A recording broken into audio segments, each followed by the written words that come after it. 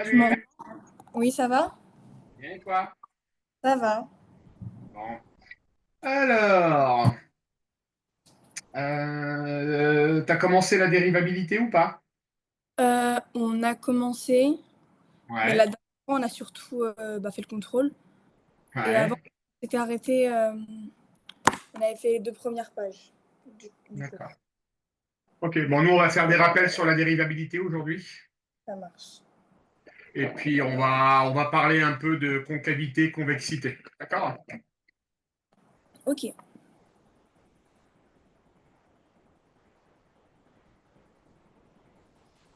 Hop là.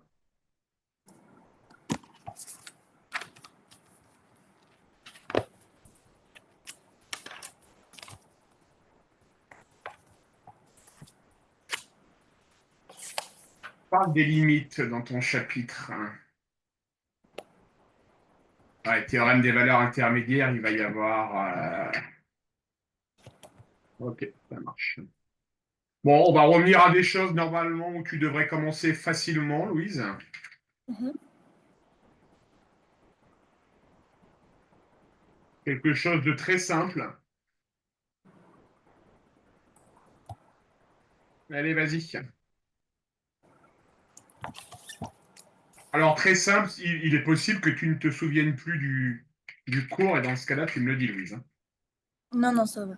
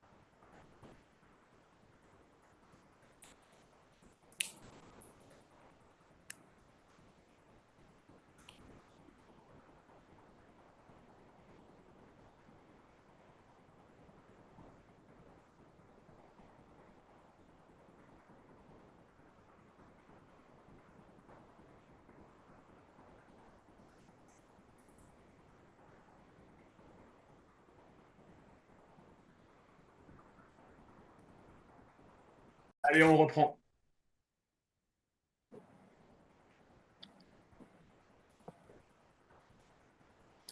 J'ai fini, je t'envoie. Vas-y.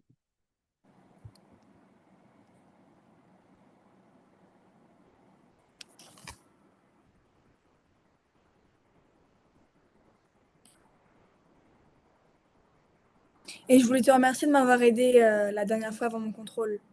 Après, après, Parce que du coup, ça m'a beaucoup aidé pour le contrôle parce que j'ai pu vraiment comprendre.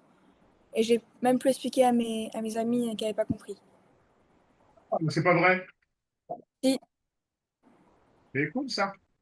ouais, j'étais trop contente. Alors, je te demande juste un instant.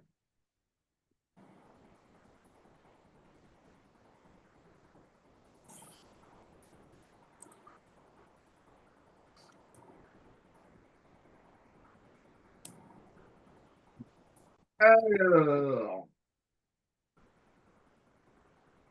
c'est pas la même prof hein, que tu as de l'année dernière, Louise. Hein. Si, Ah, parce que j'ai reconnu un peu ses devoirs. Allez, on y va. j'aime pas ces devoirs. Ouais, allez. Ouais, au moins, on va te préparer correctement pour le bac. On va voir les choses positives. Voilà. On va Et voir en les vrai, choses. je pense que je me suis pas mal débrouillée. Enfin, je pourrais viser un 12-13 pour un premier contrôle. Ouais, 13, ça serait pas mal. Ouais, j'aimerais bien. 13, À voir. 13, c'est pas mal. Ouais, Bon, j'aimerais bien. À voir. sur la récurrence, je vais te dire mon avis, la récurrence, si on a la moyenne, c'est pas mal. Pour moi, c'est l'un des thèmes les plus compliqués. Ah ouais. Et là, le Ouais. contrôle, t'en as pensé quoi? Tu t'as trouvé qu'il était bien, pas bien? Il est un peu hard. Il est Ouais, un peu en hard. vrai, moi, ce qui m'a posé problème, c'est pas du tout l'exercice 2, bizarrement. Exercice 2, j'ai fait bah, comme ça. Juste, j'ai eu un petit problème sur la limite, parce que j'ai du mal. Mais Ouais, c'est vraiment l'exercice 1 qui m'a posé problème et c'est le 2. Je sais pas si tu te souviens, mais ouais, c'est le si, 2 si, du 1. je l'ai sous les yeux, puis on n'a jamais travaillé les cosinus. Bah oui, donc j'étais un peu choquée, mais Ouais. j'ai fait un raisonnement. Après, si elle l'aime pas, tant pis. Bon, normalement, la première, on pourrait peut-être la faire un de ces quatre, mais on va attendre la correction, elle est simple. Oui, la Hein. première, j'ai réussi. Par contre, mon calcul, il a pris une page et demie, c'était énorme. Ouais, il y a peut-être du calcul, ça c'est possible. Ça c'est possible. Euh, la deuxième, il faudrait que je la fasse, mais on est sur un encadrement, donc ça devrait le faire. Euh, Par moi, contre, je... la troisième, je suis dégoûtée parce que souvent, quand c'est quand faut faire la dérivée, elle met étudier les variations. Et là, avec étudier la monotonie, du coup, j'ai pas compris. Mais j'ai fait UN plus un moins UN du coup.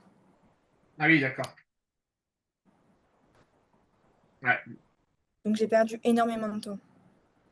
démontrer que c'est un multiple de 3. Après, c'est pareil, le Python, on l'avait pas bossé. Python, ça va, j'ai réussi. Euh, ouais, la septième, tu vois, on retrouve le fameux symbole sigma hein, dont je t'avais parlé. Ouais, mais la septième, du coup, j'ai eu, j'ai presque réussi. Parce que j'avais regardé la correction de la prof. J'ai presque Ouais, réussi. J'avais juste oublié de multiplier par 420. d'accord. Mais bon, je pense que j'aurais pas moins de 10, sinon c'est méchante. Ok. Bien, donc ton tableau de variation est juste. Et on va le compléter, Louise, de nouvelles choses qui vont me permettre de faire une transition vers ce qu'on va aborder sur la fin de la séance. Ok. Oups. Donc toi, tu as jusqu'à présent eu l'habitude de faire...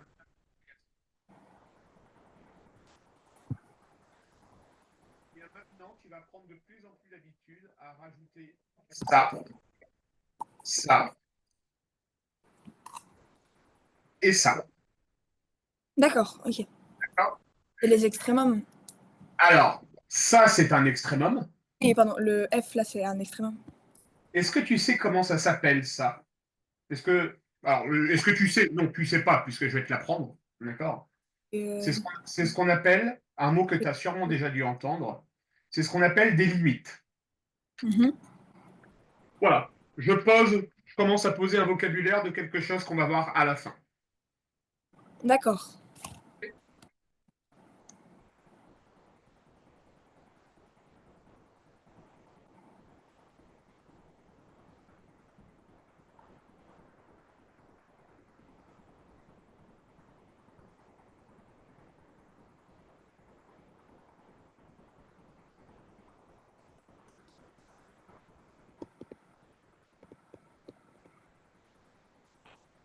Allez, vas-y, Louise.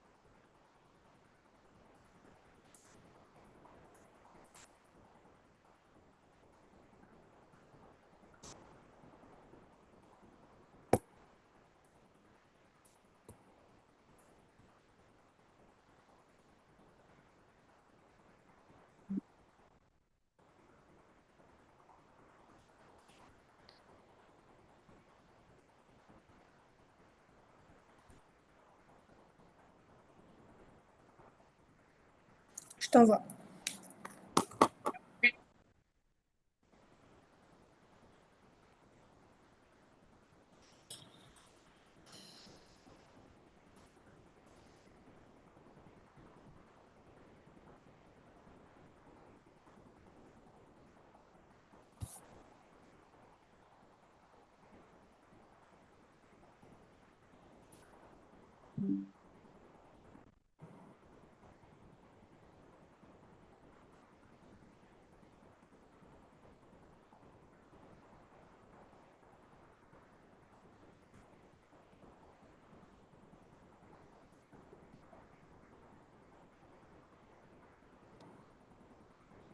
Excellent.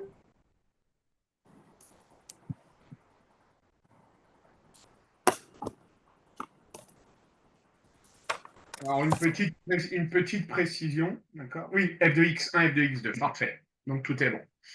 Ah Allez, oui, on va commencer à rentrer dans le dur. Là, c'était une petite mise en jambe, histoire de se faire plaisir. Alors, où est-ce qu'elle est, ma petite? Où est-ce qu'elle est?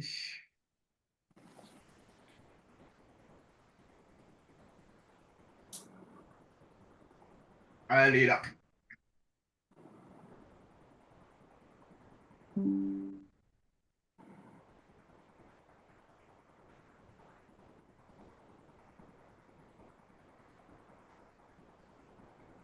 Alors, f de x égale, donc c'est...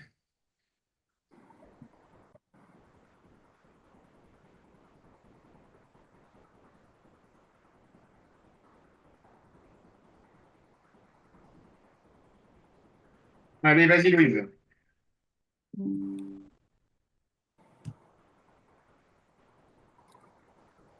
euh, c'est les exponentielles. Oui, Ah, j'ai oublié ça. je sais bien. Attends. Est-ce que tu te souviens de la dérivée de la fonction exponentielle, Louise? Très, très, très, très vaguement. La dérivée de Et, l'exponentielle attends, de 1? je reprends mon cahier et je vais. Allez, essaye de trouver.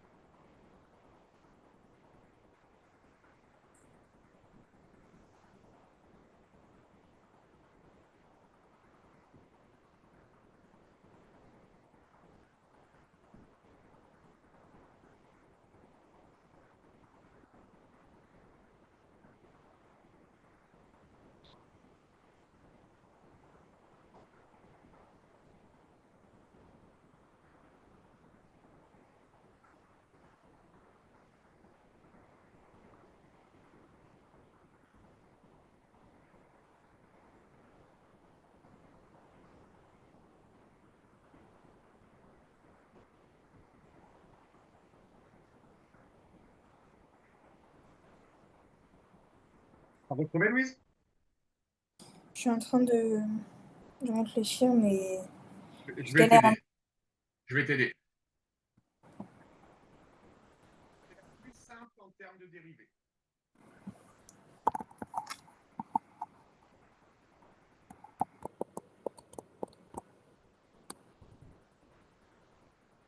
Voilà. Oui, ça je sais. Normalement, tu as tout ce qu'il te faut pour faire la dérivée, alors. Tu vas faire comme. Là, on retrouve quelle forme, Louise, que tu connais de fonction? U sur V, Oui. Tu me rappelles de la formule de U sur V? U' moins V' U sur V au carré. U' moins UV' sur V carré. U est égal à combien? 3EX plus 4. V égale. 2EX plus 1. Et U' est égal à. 3EX. V' est égal à.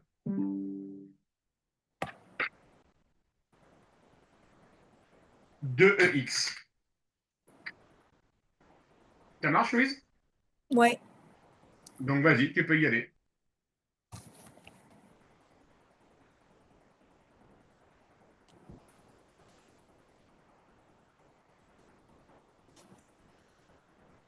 Faut que je me refamiliarise avec les exponentielles. En plus, j'avais une trop bonne note. Faut pas que. T'avais eu 18 là. Mais moi, j'avais jamais eu autant. Montre-moi ton talent, tu sais ce que je dis. Il s'est envolé mon talent, mais là, je vais le retrouver. Ah non, me fais pas ça, hein. Bon, il faut se remettre dedans, hein, c'est normal, Louise. Oui. Moi, je les pratique depuis 20 ans, les exponentielles. Puis tu vas voir, après, on va parler, dans quelques temps, on va parler de la réciproque de la fonction exponentielle. On va parler du logarithme népérien. Ah, super. Il est très mignon. Il est très mignon comme, comme bonhomme.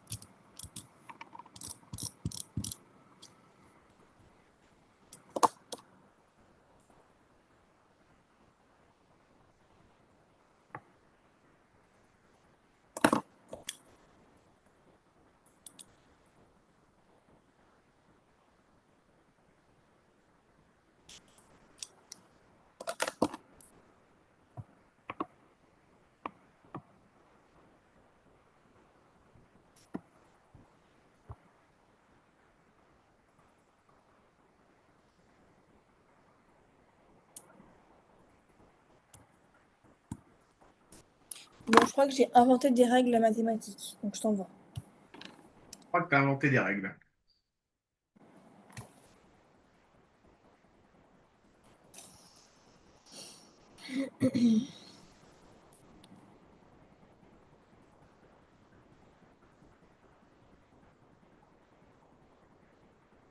C'est bon, je t'envoie.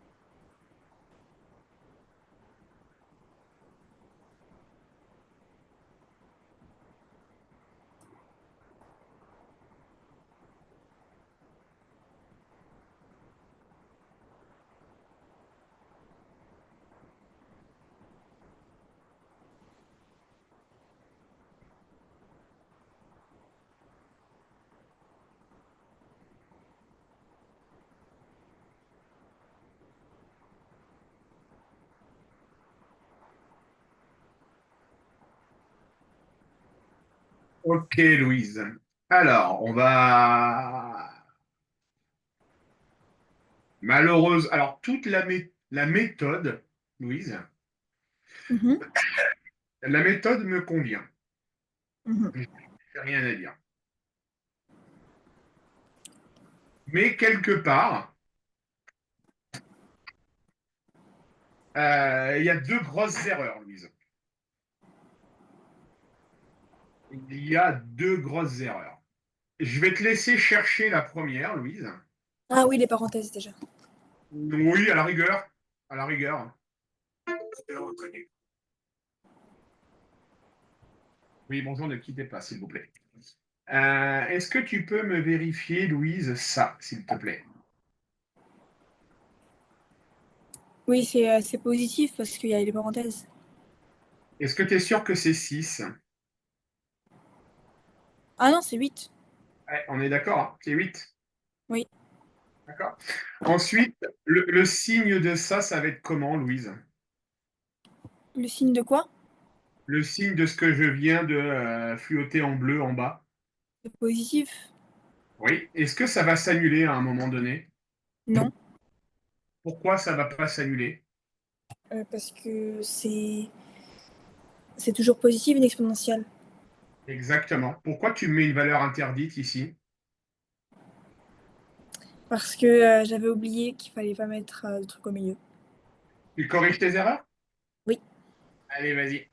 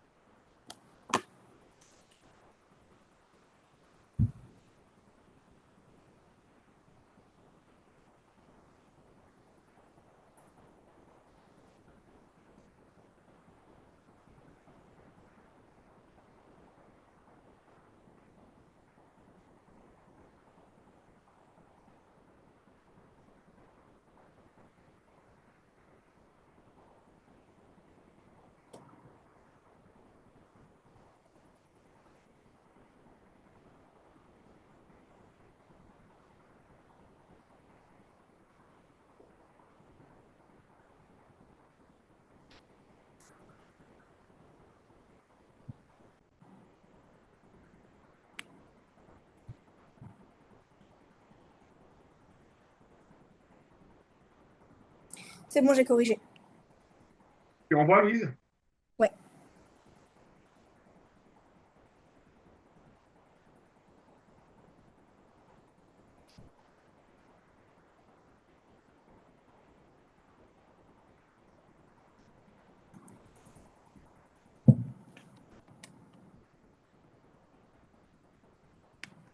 c'est bon, t'as reçu.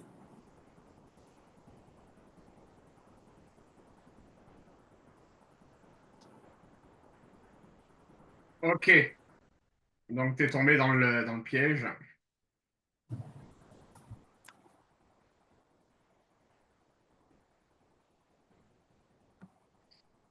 Donc, normalement, Louise, tu es d'accord, tu as trouvé une dérivée qui vaut moins 5 exponentielle de x sur 2 exponentielle de x plus 1 au carré. Oui, Le dénominateur, 2 exponentielle de x plus 1 au carré, sera de quel signe? positif. Oui. Le moins 5 exponentielle de x, Louise, il sera de quel signe? Bah, positif aussi. Alors, l'exponentielle va être positif. Mhm. Regarde, je décompose. J'ai moins 5 fois exponentielle. T'es d'accord? Oui. Ça, on sait que c'est toujours positif. Et plus c'est moins, ça fait moins. Exactement. Ah, ok. Donc, en conclusion, j'ai une dérivée qui est négative et donc une variation qui est en fonction décroissante. Ok, ça marche. Ça marche, Louise? Ouais. Ok. Allez, on continue.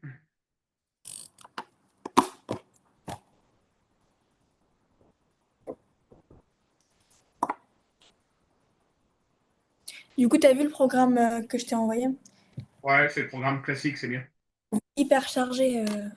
Ah bah oui, hein, l'année de terminale. On n'aura jamais L'année le temps. l'année de terminale en maths, on ne s'ennuie pas. Et moi, personnellement, c'est l'un de mes programmes, préférés. Moi, Alors, j'aimais bien le programme de première, il était bien. comment? Moi, j'aimais bien le programme de première, Bah il ouais, était bien. je me doute bien. À part le produit scalaire, ma hantise. Ouais, mais tu verras, t'inquiète pas, il va pas venir t'ennuyer. Sympa. Il va pas venir t'ennuyer. Alors, où est-ce qu'elle est, ma petite fonction exponentielle que je voulais te faire étudier là?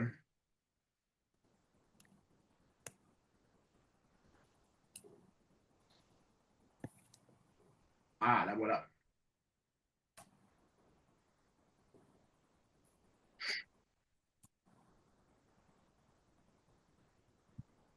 Hop là. Donc, tu vas me dresser les variations de... Ah, c'est trop facile, ça. Exercice. Je vais reprendre une banque de données exponentielle U PDF.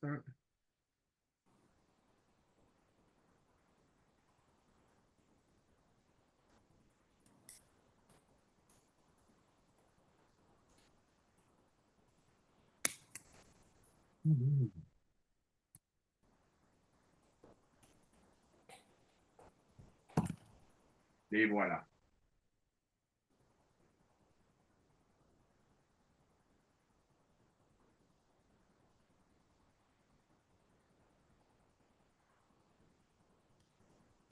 Alors, tu vas me faire la dérivée de...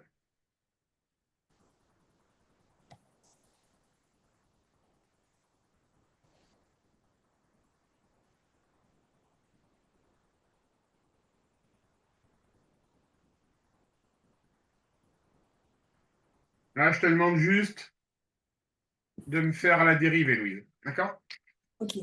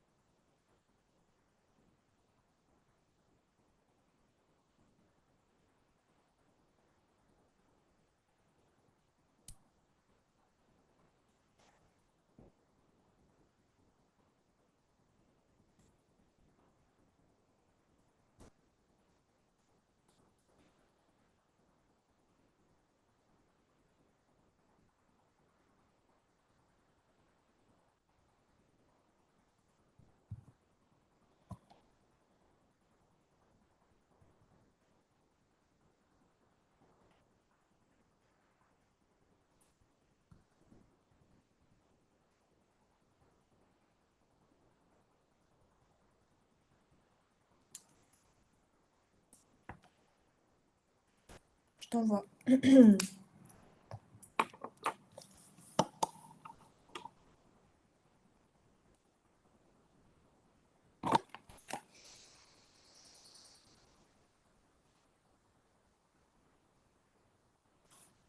C'est bon.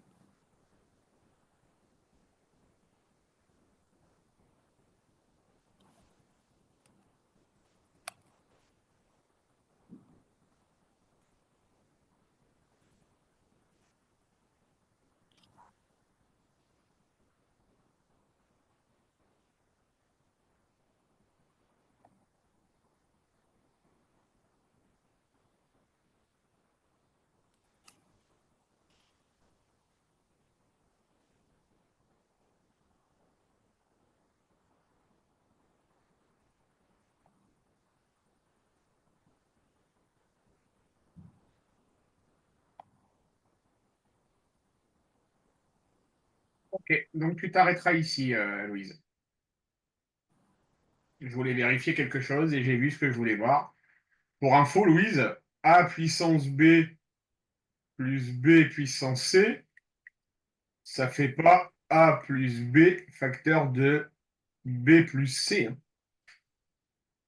Les puissances ne peuvent s'additionner que si elles ont le même. On ne peut les multiplier que si elles ont le même exposant. D'accord? Donc les réductions que tu as faites ne sont. Alors celle-ci va être bonne pour le 4x plus 3. Voilà, ici j'ai 6 exponentielles 4x plus 3 et 18 exponentielles 4x plus 3. Oui, Donc ça va faire 24 exponentielles 4x plus 3. oui. D'accord. Ensuite, il me reste un moins 4 exponentielle de x plus 1. Et il va me rester un 9 exponentielle 3x moins 2. Et ça, c'est pas simplifiable à ton niveau. D'accord, D'accord. Donc ça, ce n'est pas bon. ça marche. Ok. Ça marche. Allez, on va commencer à parler d'une nouvelle notion, Louise. Est-ce que tu veux qu'on anticipe un peu sur le cours ou pas? Ouais, je veux bien. Par contre, est-ce que je peux juste prendre la correction sur la slide d'avant ou pas? Bien sûr. Vas-y, Louise. Merci beaucoup.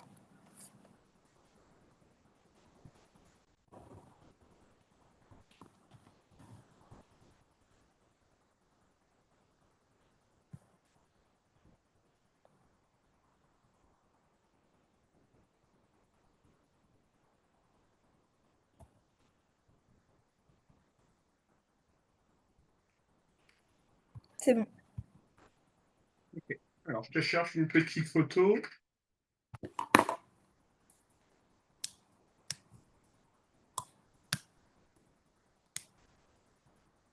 Alors, tu vas commencer à entendre parler, Louise, de ce qu'on appelle la concavité et la convexité. D'accord.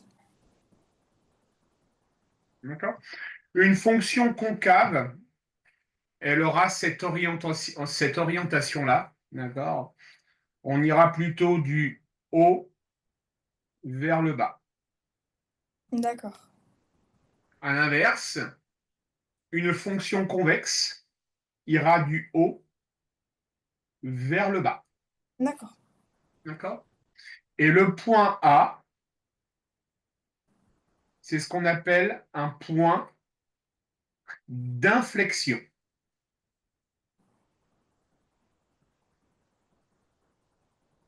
Ça marche, Louise? C'est un point qui est comment? Enfin, je comprends pas. Alors, c'est un point qui est à la limite. C'est à ce point-là où la fonction passe d'une forme concave à une forme convexe. D'accord. D'accord? C'est une définition. Le point d'inflexion, c'est à partir de ce moment-là où on va passer d'une fonction concave à convexe ou de convexe à concave. Ok. D'accord, Louise? Oui. Est-ce que tu as déjà entendu, est-ce que tu as été curieuse peut-être, ou ta prof t'en a déjà parlé? Est-ce que tu sais de quoi nous avons besoin pour étudier la concavité et la convexité d'une fonction? Non, je sais pas. On a besoin de la dérivée seconde. est-ce que tu sais ce que c'est que la dérivée seconde? Pas du tout. Ok. Toi, tu connais, d'une manière classique, tu connais une fonction et tu connais cette notation-là qui est la dérivée première. Tu es d'accord? Alors, qui est la dérivée, pardon, Louise. Mhm. D'accord? Bah, tu pourras dire aussi que c'est la dérivée première. D'accord. Et la dérivée seconde va se noter comme ça. Ok, d'accord, ok. Je vois. C'est plutôt simple. Oui. D'accord? La dérivée première va te permettre d'étudier, ça tu le sais, les variations. Et la dérivée seconde va te permettre d'étudier la concavité, convexité. D'accord. D'accord, Louise? Et la dérivée de quoi? De la droite? De la fonction. Toujours de la fonction. D'accord? La D'accord. dérivée seconde, pour info, c'est la dérivée de la dérivée. Ok, d'accord. Ça marche, Louise? Oui. Alors, on va se faire un premier exemple très simple. On va partir sur f de x égale 2x au carré plus 2x moins 1. Est-ce que tu peux me dresser les variations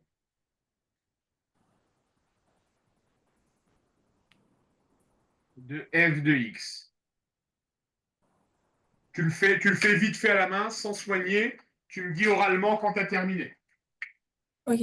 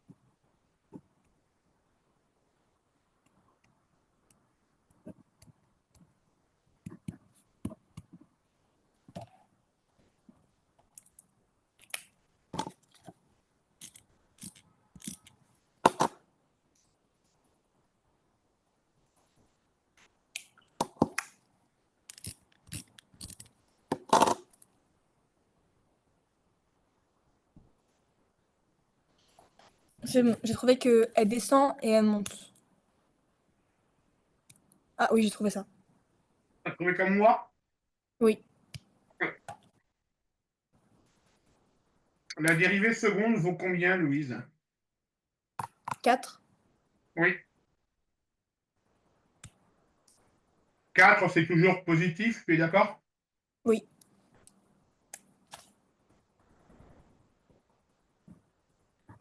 Donc, on aura une fonction qui sera tout le temps convexe. Pourquoi? Parce que par définition, il faut que la dérivée seconde soit positive pour qu'on soit convexe, et il faut que la dérivée seconde soit négative pour qu'on soit concave. D'accord. Ça marche, Louise? Ouais, je note. C'est bon. OK? Ouais. Est-ce qu'on a, selon toi, un point d'inflexion?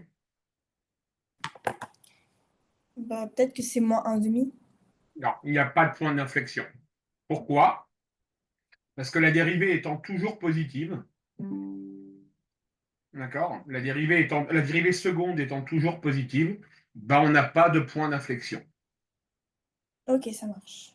Je te rappelle, enfin je te rappelle, je te le dis, le point d'inflexion, c'est le moment où on va passer d'une fonction concave à convexe.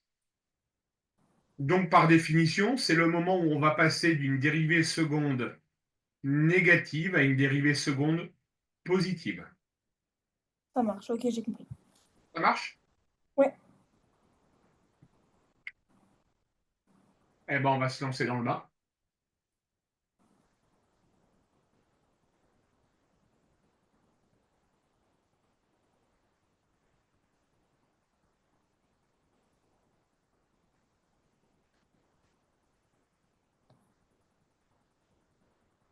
Tu me fais pour commencer la première question, Louise. d'accord. Pourquoi il dit étudier la convexité de la fonction? Elle peut pas être concave, ça veut dire? Ça veut dire qu'on te demande si elle peut être convexe ou pas.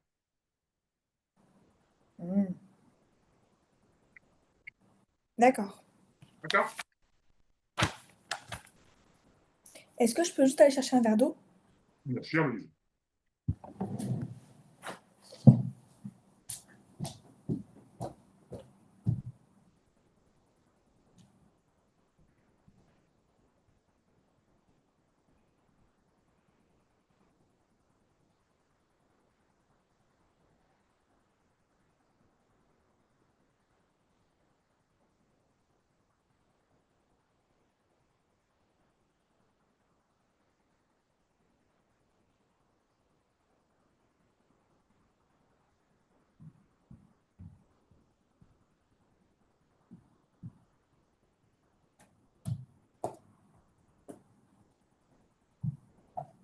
C'est bon.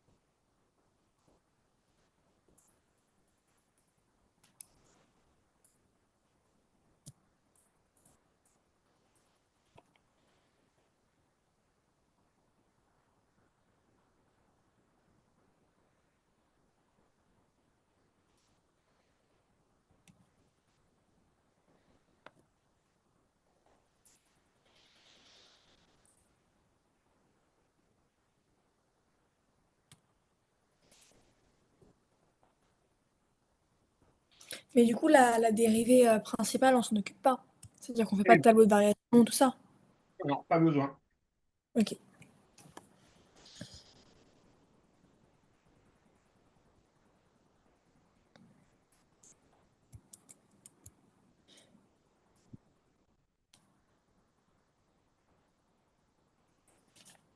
Là, du coup, j'ai trouvé 6x moins 4. Je fais 6x moins 4 est égal à 0. 6x moins Tout à 4. fait. Ok. Ouais. Ouais.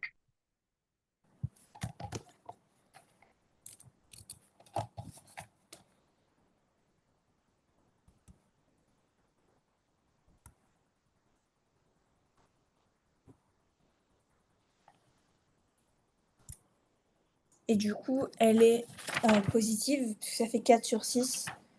Donc, elle est convexe. Eh ben, vas-y, tu rédiges et tu envoies.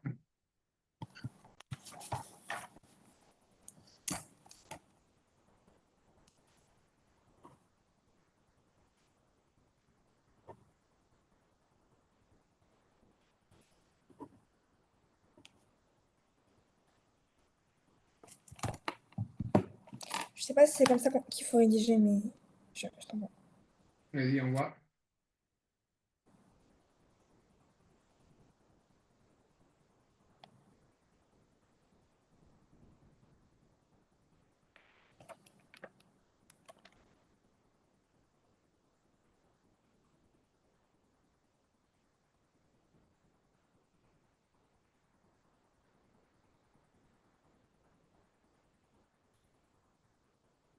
Tu peux m'étudier. Tu es sûr que 6x moins 4, c'est toujours positif? On doit étudier le signe de la dérivée seconde, Louise. D'accord? Ah! Je pensais qu'on devait. Ah non, tu étudies le signe. En fait, tu fais une étude de signe, non pas de la dérivée première, mais de la dérivée seconde. D'accord, je pensais qu'il fallait juste trouver. Enfin, Ouais, tu peux y aller sur l'étude de signe de la dérivée seconde. ça marche.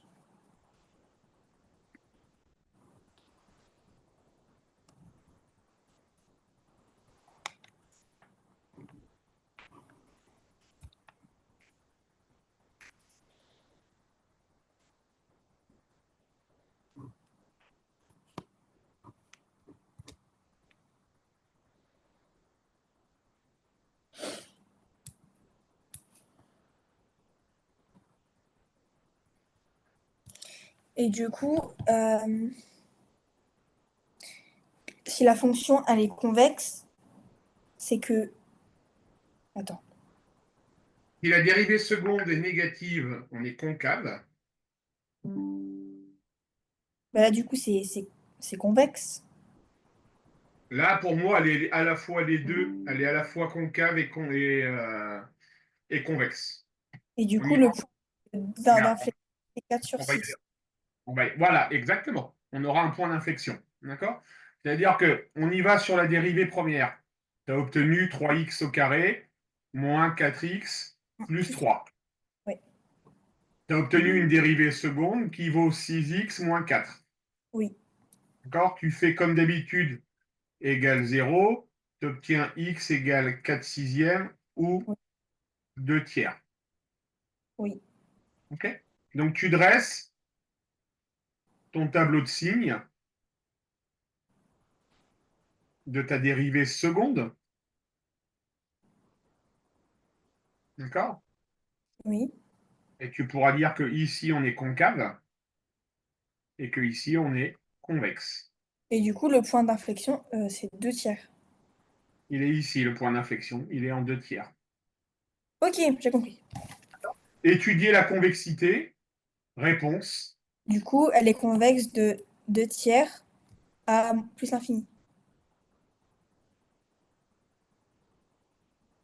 Voilà.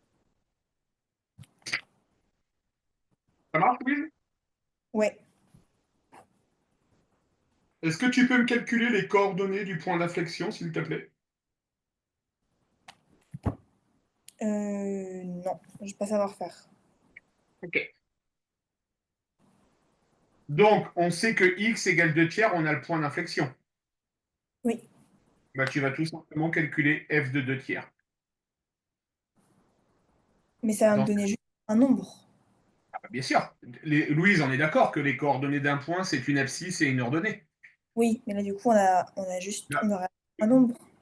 Alors, 2 tiers, ça va être l'abscisse, puisque c'est x. Ah, d'accord, ok. D'accord. Et tu n'as plus qu'à faire le calcul en disant que c'est deux. On ne va pas faire le calcul, c'est pas intéressant. D'accord.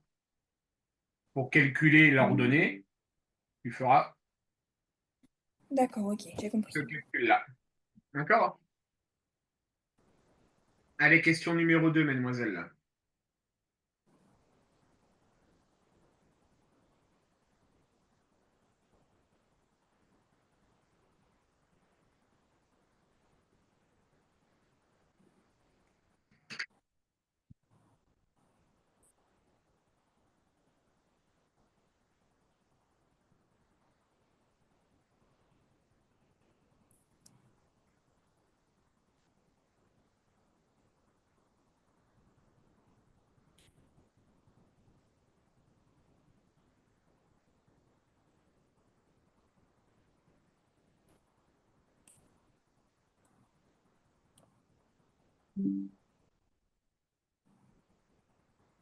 Attends, ça avait coupé, je t'ai pas entendu, pardon.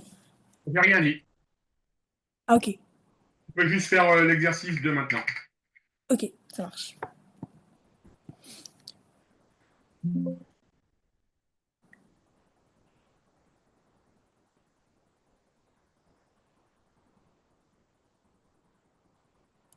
Ah, c'est une exponentielle, je pense pas que je vais savoir faire. Tu prends peur. Oui. Alors, on En plus, est, c'est tard.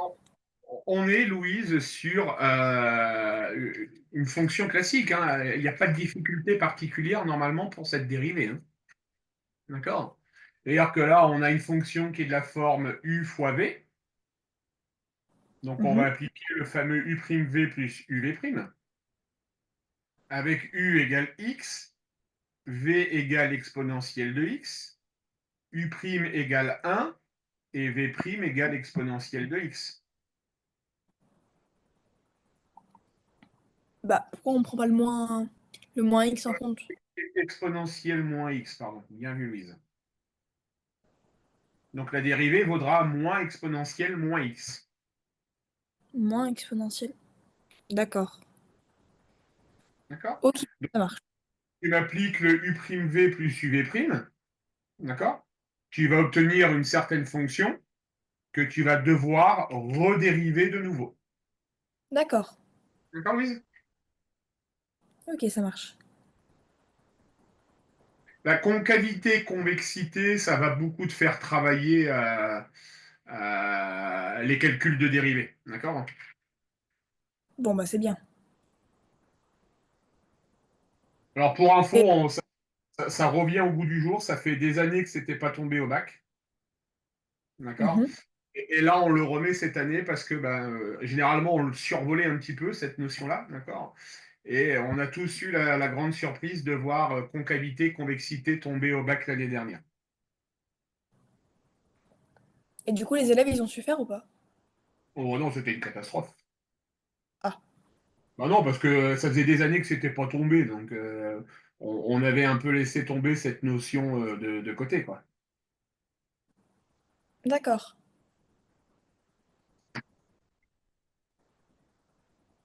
Et cette année, il y aura au bac ou tu penses ou pas? Ah, ça, Il y a deux solutions, Louise. Ce que je dis à tous mes élèves de terminale qui me posent la question. Soit le gouvernement français a pris conscience de la catastrophe qui est tombée au baccalauréat l'année dernière et ils vont faire un sujet plus facile cette année. Mhm. Soit il y a une deuxième solution. Est-ce que tu connais le classement des élèves français en mathématiques dans le monde? Ça m'étonnerait pas qu'on soit très très loin derrière le top 3. Voilà, on est très très mauvais. D'accord? Moi, je peux t'assurer que je donne des cours. Toi, ça va de ton côté, Louise, hein.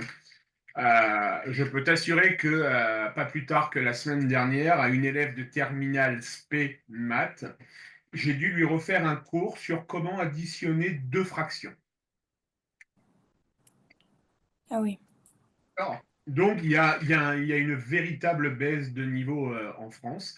Et la deuxième solution, bah, c'est que le gouvernement français veut rehausser le niveau en mathématiques, donc redonner une certaine difficulté à l'épreuve de maths au baccalauréat.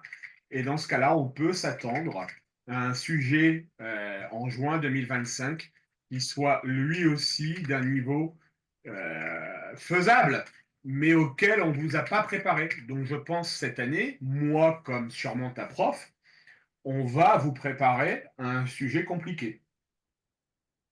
D'accord, ok. D'accord? Ouais, Et on moi, aura, on aura apparemment, tous. en France, Comment? apparemment, le sujet en France, il était très compliqué. Ah, il était ma meilleure élève qui caracolait avec du 17-18 de moyenne en maths tout au long de l'année. Ma meilleure élève a eu 13 au bac. Ah ouais. Ah non, Moi, il bon, était. à mon...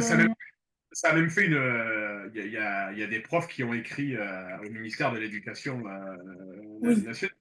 Moi, ouais, quand c'est j'ai ça, vu. j'avais vu sur les réseaux sociaux que tout le monde était mécontent.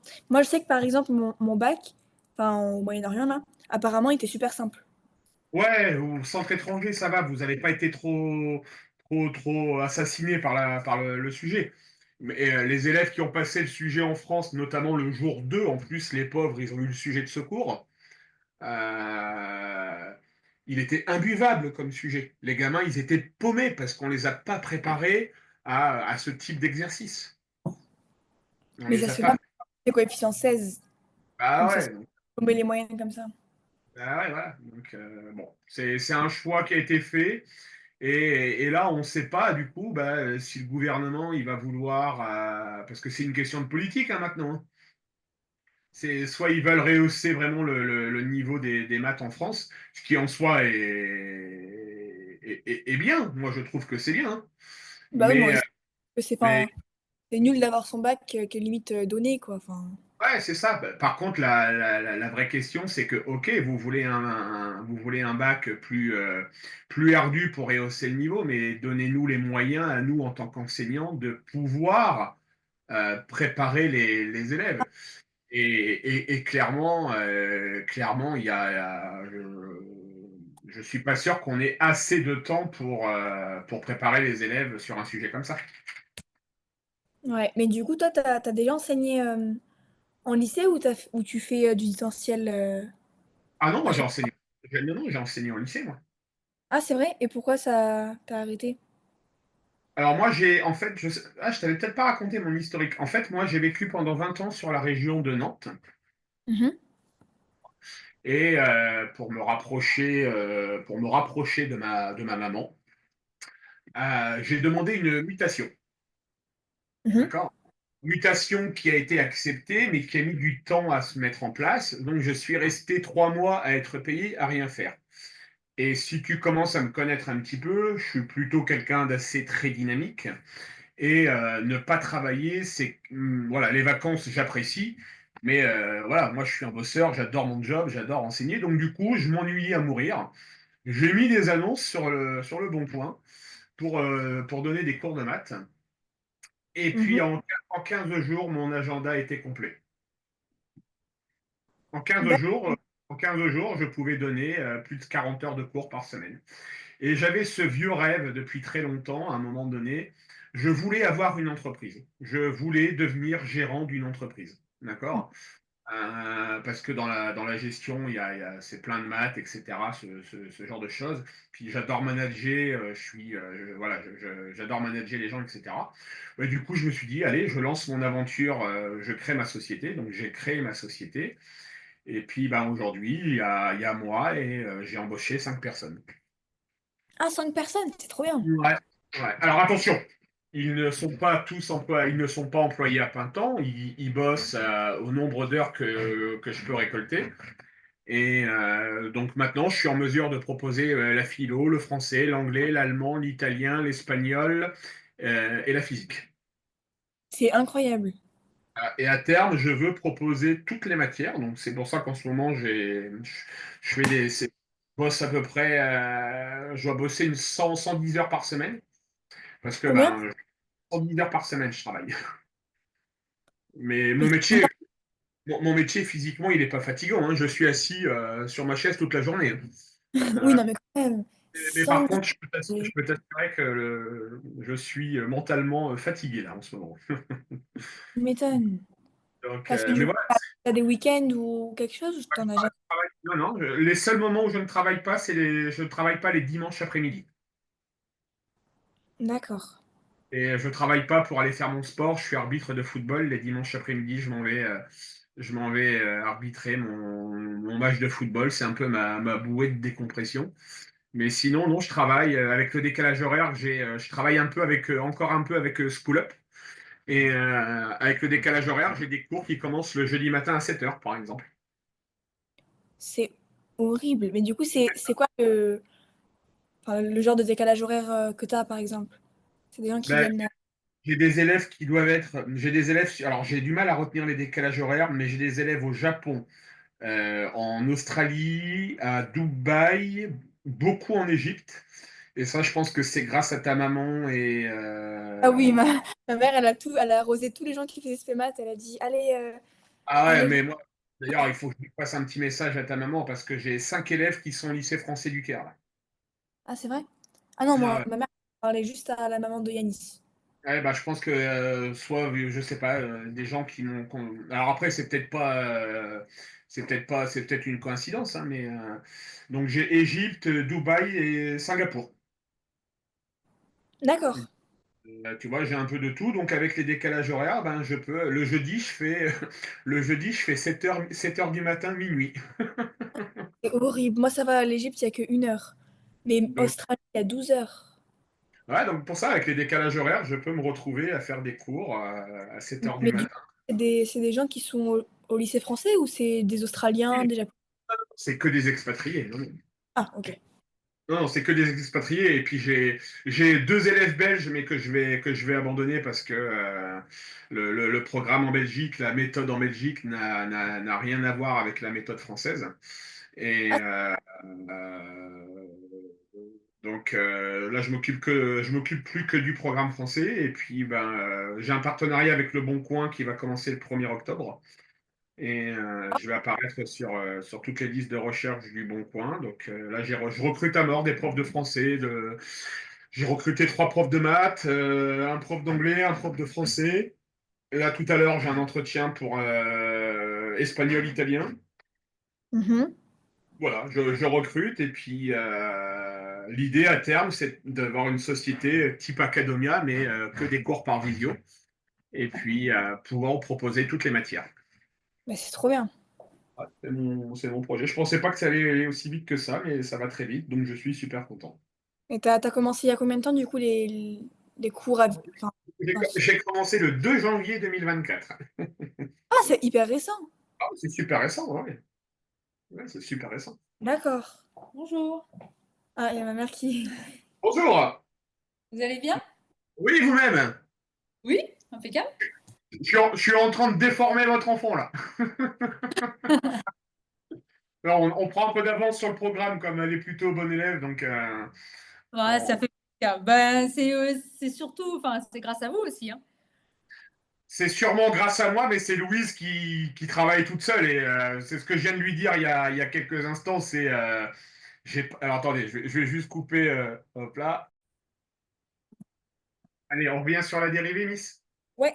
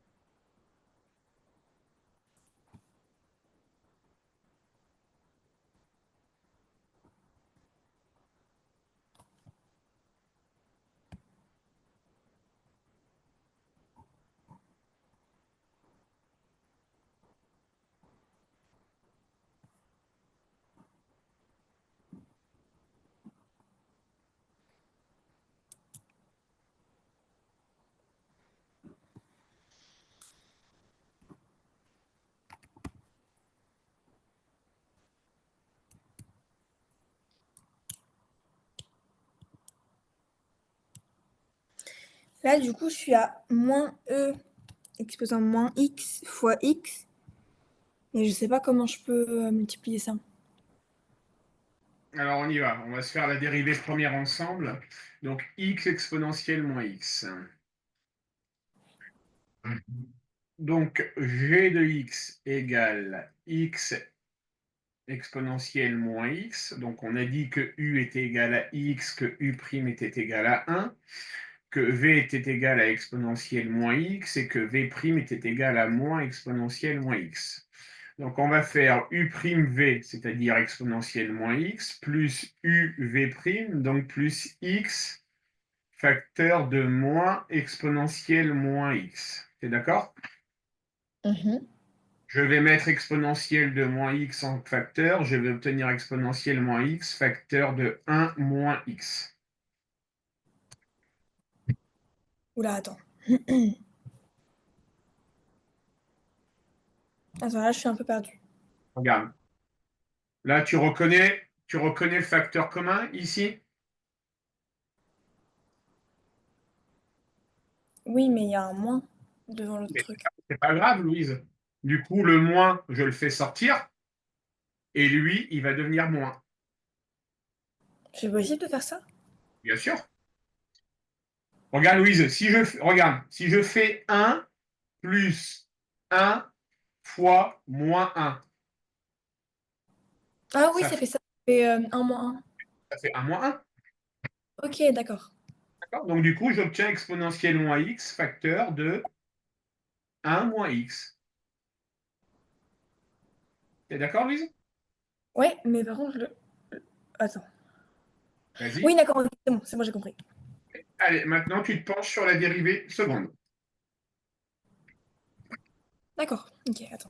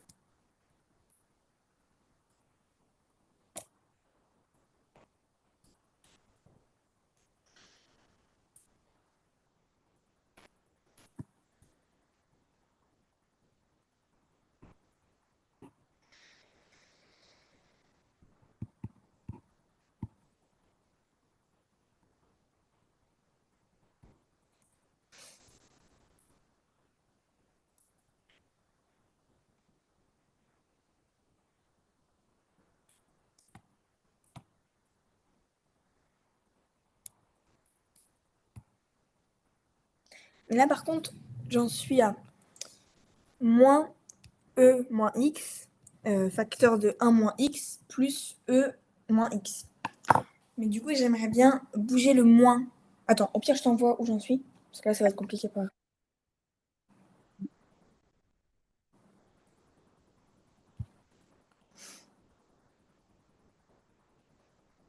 Attends.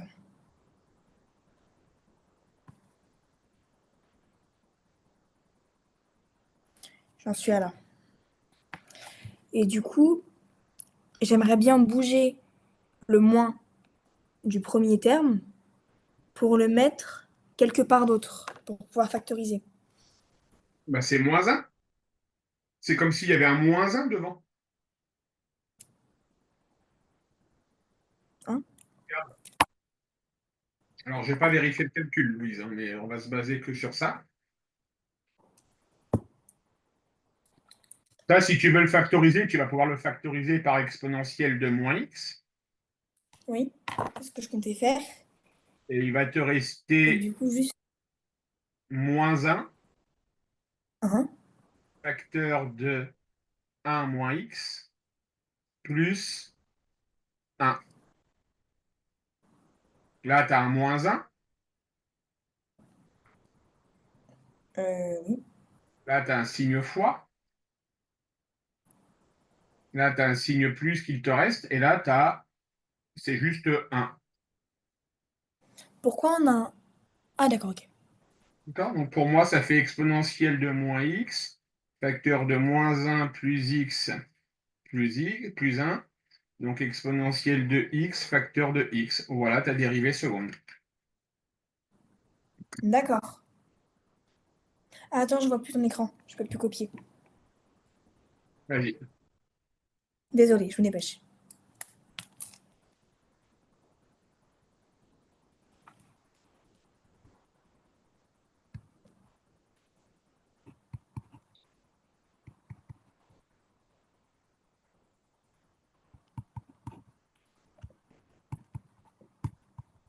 C'est bon.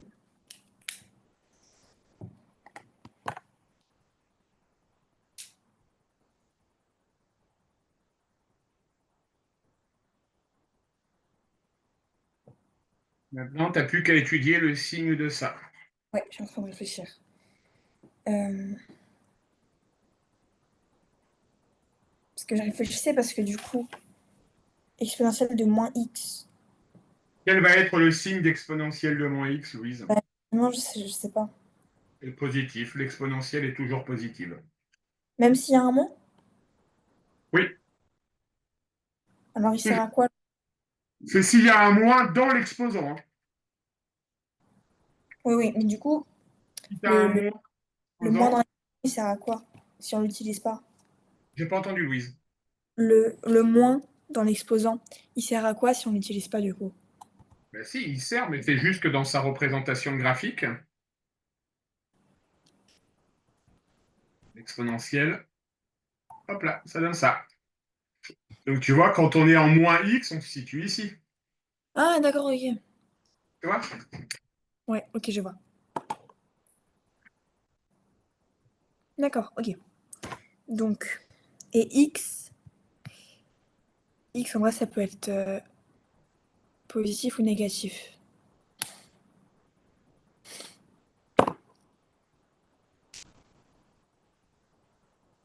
Ah non, non, attends. X, c'est... Ah non. Non, pour le X, j'ai pas d'idée pour... Ah, c'est plutôt simple normalement, Louise. X va s'annuler pour quelle valeur? Bah, je vais dire 0, mais... Ah oui, ouais, oui. X va s'annuler. L'exponentielle s'annule aussi en 0 du coup. Enfin, E L'exponentielle. moins enfin, Non, fois I. Louise, on rappelle une propriété de la fonction exponentielle. L'exponentielle de x sera toujours strictement positif. Oui, Donc, tu as une dérivée qui est composée de exponentielle de moins x fois x. Ça, on sait que c'est toujours positif. Tu es d'accord? oui. Ben ça va dépendre du signe de x, par contre. Donc, je vais avoir toujours un signe plus multiplié par, en fonction de la valeur de x, soit un signe moins, soit un signe plus. D'accord, mais là, du coup, dans ce calcul-là, X, ça correspond à quel signe? Eh ben, ça va varier entre 0, moins l'infini plus l'infini, et on va avoir une variation de x en 0, Louise. D'accord. X va être négatif si on est inférieur à 0. Tu le Ok, visualises, ça, oui, ou oui, pas? c'est bon. Et du coup, là, le moins, c'est concave et le plus, c'est convexe. Il faut d'abord... Oui, c'est ça, concave, convexe. Et du coup, le point d'inflexion, c'est 0. Et le point d'inflexion, il est en x égale 0. Tout à fait. D'accord, j'ai compris. Ça marche, Louise? Oui. Ok. Est-ce que tu as déjà entendu parler de limite? Oui, mais là, je galère un petit peu sur ça. Parce que, en fait, ce qui m'énerve, c'est que il y a des règles. Par exemple, si dans les suites, si Q est entre 0 et 1, et ben du coup, ça met que la limite est égale à 0 pour une suite géométrique. Mais il y a des cas où, en fait, c'est pas égal à 0 et du coup, enfin, je comprends pas. D'accord. Alors, selon toi, la limite de n lorsque n tend vers l'infini, ça va être quoi? Plus La l'infini. limite, ouais, ça va être plus l'infini. Selon toi, la limite lorsque n tend vers plus l'infini, de 1 sur n, ça va faire combien? Attends. Tu prends la valeur 1 et tu la divises par un nombre immensément grand. On va se rapprocher de quelle valeur? De 0. Oui. D'accord? Oui. Ensuite, est-ce que ça te parle le terme forme indéterminée ou pas encore? Non, pas du tout. Ok. Donc on va d'abord faire de la factorisation.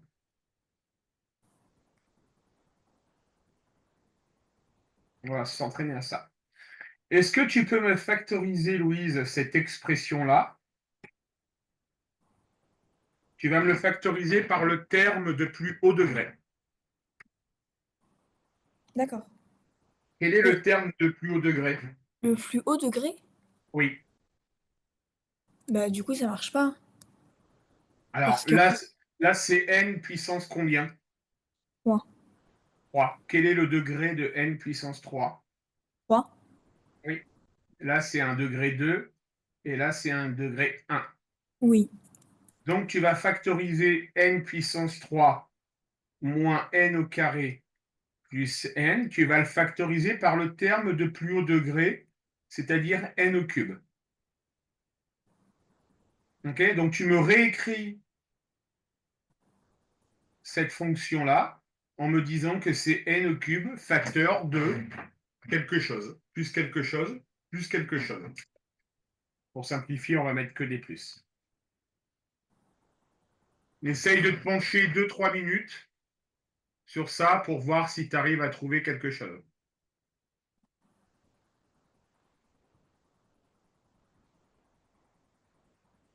Bah moi, j'aurais dit n, n au cube, entre parenthèses, n-1 plus n-2.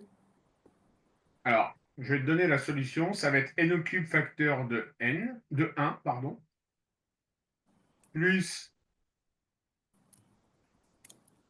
n puissance, plus Moins 1 sur n ah, puissance 2, plus 1 sur n puissance. Alors, c'est n puissance. Attends, il faut que je recommence. J'écris mal. Donc, c'est n au cube facteur de 1 plus 1 sur n plus 1 sur n au cube. Non, n puissance 2, c'est ça. On va y arriver. Pourquoi? Parce que si je fais n au cube, si je développe, Louise, oui. n au cube fois 1, ça fait n au cube. Oui. N au cube multiplié par 1 sur n, ça fait n au cube sur n. Attends, quoi? Regarde, on va se remettre ici en haut, ça va être plus clair. N au cube, facteur de 1, plus 1 sur n, plus 1 sur n au carré. Oui. On développe. N au cube fois 1, ça fait combien?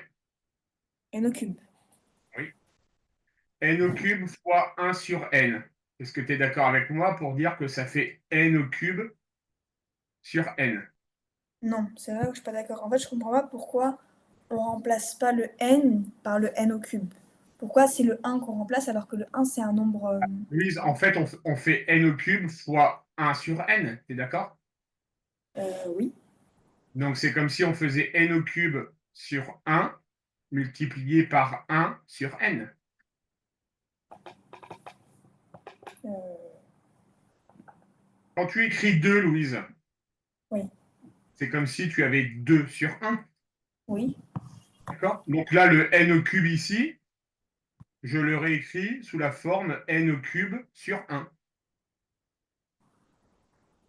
Oh, d'accord, ok, oui. D'accord.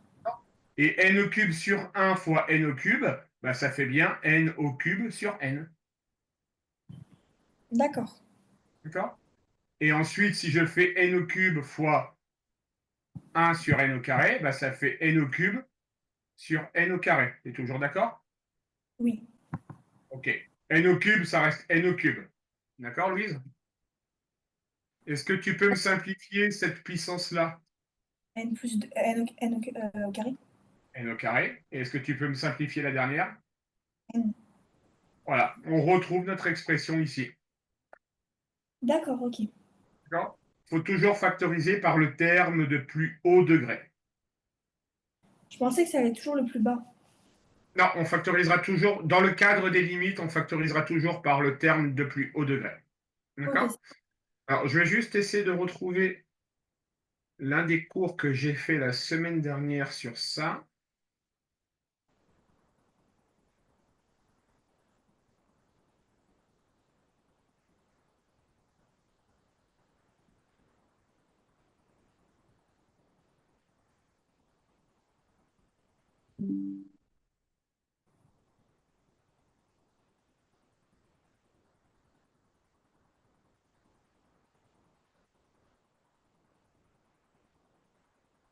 Ok, ça marche.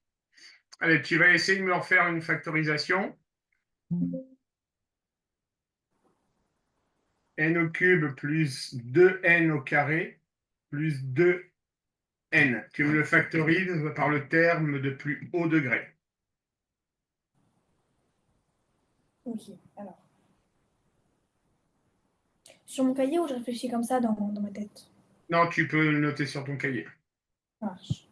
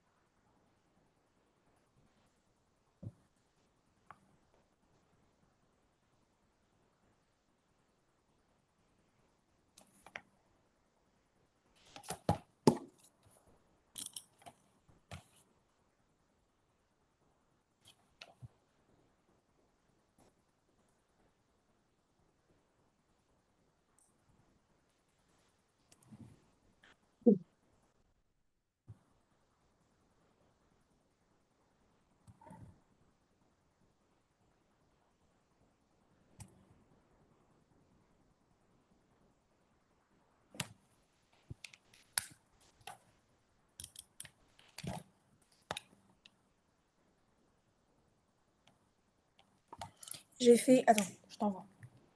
Je suis pas sûre que ce soit juste, parce que là j'ai un petit peu changé le truc du coup. Mais Pardon.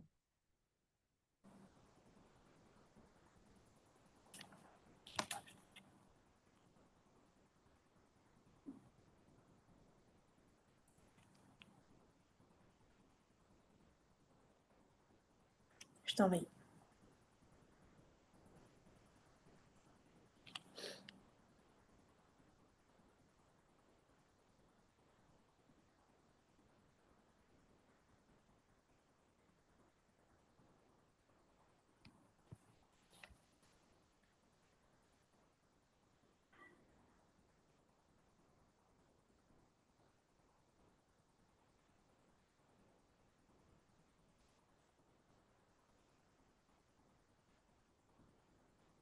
C'est pas ça.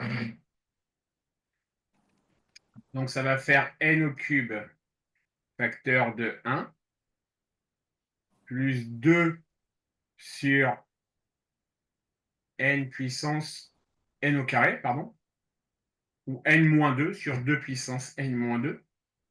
3 fois 2, non, ça ne va pas faire ça. Il faut que ça fasse 4. Donc, ça va faire 2 sur n plus 2 sur n au carré. D'accord? Ah oui, d'accord, ok. Comme ça, si je développe, j'ai n puissance 3 plus 2n puissance Et- 3 sur n plus 2 sur n au carré. Ok. D'accord? D'une manière générale, le terme de plus haut degré, c'est 3, Louise. Tu es d'accord? Oui. Là, je suis à 2. Il va me manquer 1. Tu es d'accord? Par rapport à 3. Donc, ça sera n puissance 1. Là, c'est comme si c'était n puissance 1, même si ce n'est pas Ok. écrit. D'accord? Oui, Il va me manquer 2. Tu divises par 2. ça marche. D'accord? Allez, on continue.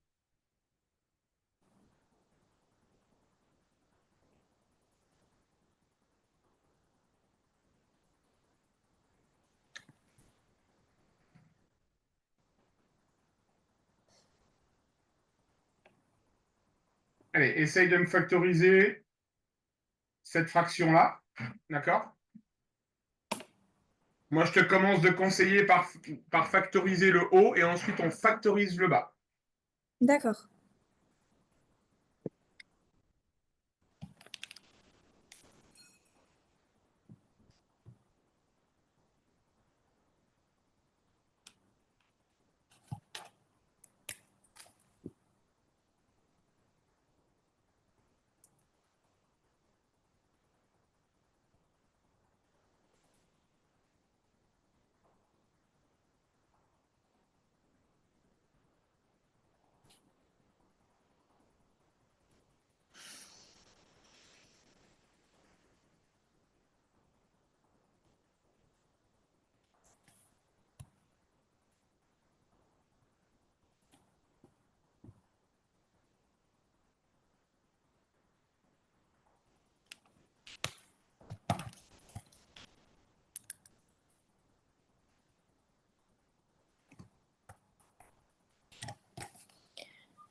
Ce serait pas plus simple de factoriser par le terme le plus petit et du coup de mettre juste des n dans la... Et non, dans- je t'oblige à le faire et tu comprendras dans quelques jours, tu comprendras pourquoi. Ok, Reviens dans 2 minutes, Louise. ça marche.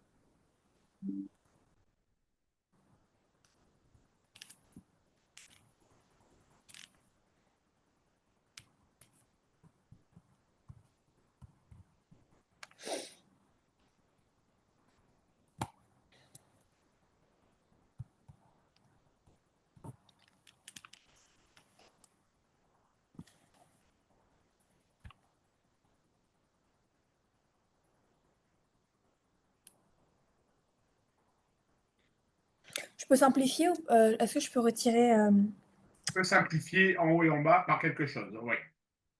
D'accord.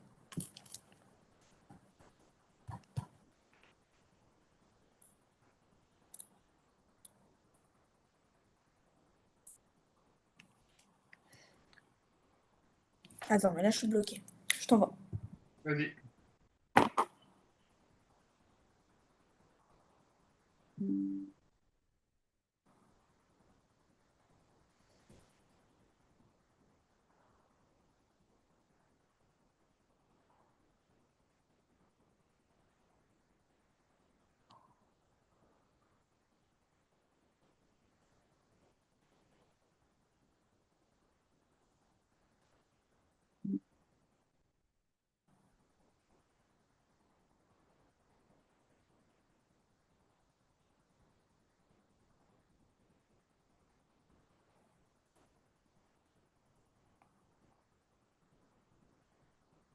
Ok.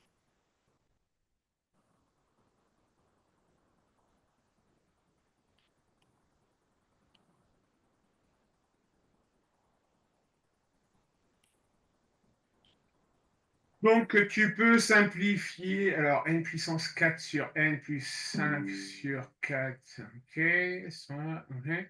Donc là, tu pourras simplifier, en fait, par n puissance 3, tu vois. Là, tu supprimes le n puissance 3, et du coup, là, il va rester n tout court. Oui, c'est ce que j'ai marqué juste en dessous. Ok, donc ça marche. Ok. Bon, et ben on se retrouve demain. Ouais, ça marche. Allez, bon après-midi, Louise. Bon après-midi, au revoir.